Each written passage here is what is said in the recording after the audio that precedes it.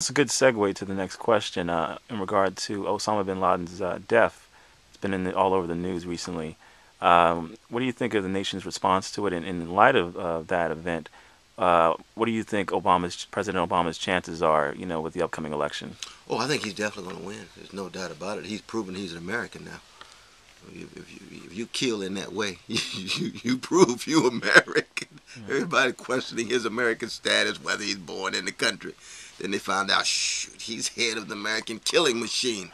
It's precise. Zero right in. You say, oh, all right, no, he's an American, all right, in the legacy of John Wayne and the Cowboys.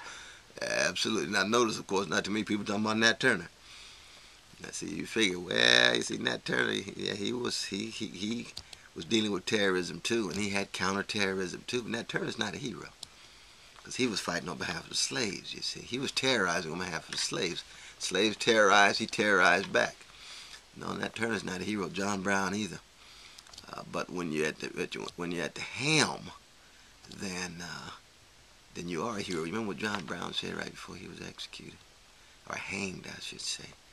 He said, if I had killed on behalf of rich white people, I'd be a great American hero. But who cares about liberating black slaves?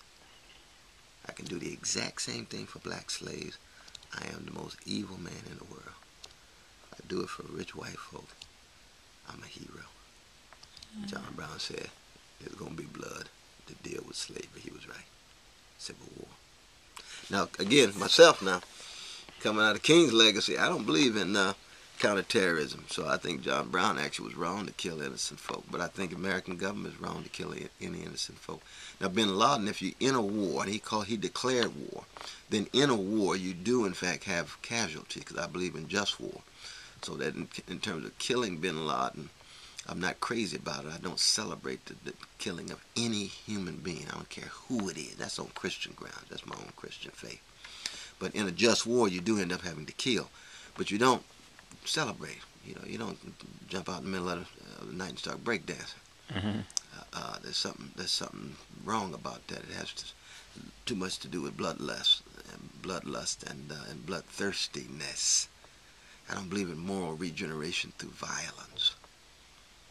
That's why you notice they called him Geronimo, bin Laden Geronimo. That was his code name. We shot him in the head. They said, we got Geronimo. Mm. He said, well, wait a minute, who was Geronimo now? They said, the most hated Indian. He was defending his people.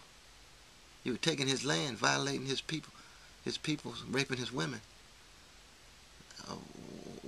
Why is it that Geronimo becomes somehow the epitome of the highest form of evil? Hitler we can understand. Stalin we can understand. Bin Laden we can understand. How did Geronimo get dragged into this thing? We back to John Wayne's cowboy movies again, you see. It's that myth of America, of frontier, so that we have more regeneration through violence, killing, murder, and we feel better about ourselves. We're number one. You're number one. What'd you do? We killed. Oh, why don't you define being number one as serving poor people and eliminating poverty? That's the difference between Alexander the Great and Jesus. See, Alexander the Great was great because he did what? He conquered, he killed. Jesus was great because he did what? He loved, he served. Well, I go with Jesus. Alexander the Great is not great to me. He's a gangster. Nothing but a gangster. Napoleon, gangster. But he's great in the eyes of most, especially in the Western world. I go with Jesus. What happened to him? Died on the cross. That's right. How come? He loved and served poor people. Well, that's my tradition. And everybody got to choose. From presidents to paupers, they got to choose. You're going with Alexander, you're going with Jesus. You know what I mean? You're going with John Wayne, you're going with Curtis Mayfield. You got to choose. And with regard to the birther movement, and in particular, President Obama's recent decision to reveal his birth certificate, what are your thoughts on that? Well, we know, I think for the most part, birthers are just using this as a cover for their hostility and hatred for Brother Barack Obama. There's no doubt about that. In that sense, we got to call into question their hatred, their hostility, and their racism. On the other hand, I don't know why a public figure can't just show his birth certificate the moment he becomes a public figure. What's wrong with that? You know what I mean? You born in L.A., you a public figure. Go check it out. Was it Inglewood? Yep. Go check it out. There's Anwar. There he is. Right. I'm born in Tulsa, Oklahoma. I'm a public figure. Go check it out. I don't need to hide it. I don't need to conceal it. When you hide and conceal it, that generates more suspicion. That generates more questions. How come they want to keep Anwar, man? How come you don't show your birth certificate, brother? You say Inglewood. What's the problem? What's the problem? Just show it. But I believe that across the board. I believe that in terms of, your grades or whatever it is. You got grades? Yeah, here's my grades. Yeah. I was a B+ student. I moved up to an A. My girlfriend left me. I moved down to C- and I bounced back with an A when I met the next girl. Hey, that's my life. You know what I mean? I've already written a memoir anyway, he said. Just let the world know. What's the problem? Mm-hmm. I don't understand that part of the president. But I think we got to defend the president against racists. Ain't no doubt about that. Defend anybody against racism. And that's actually a good point. Going into the next question, you've said in the past that it's important to respect, protect, and correct President Obama. That's right. Now, when you say that, what do you mean by that? Well, one is you always want to protect him. He's not just him. You protect his precious wife, Sister Michelle. We're here at Princeton grad, Harvard Law grad, that she is. You got to protect the precious daughters, Malia and Malia, I think it's her name. Sasha. Malia and Sasha. Ooh, I forget exactly the name. Two of those precious little black girls, yeah, in that White House. Absolutely. And you got to protect them against the lies, Fox News and all these other right-wing folks just telling lies about the brother,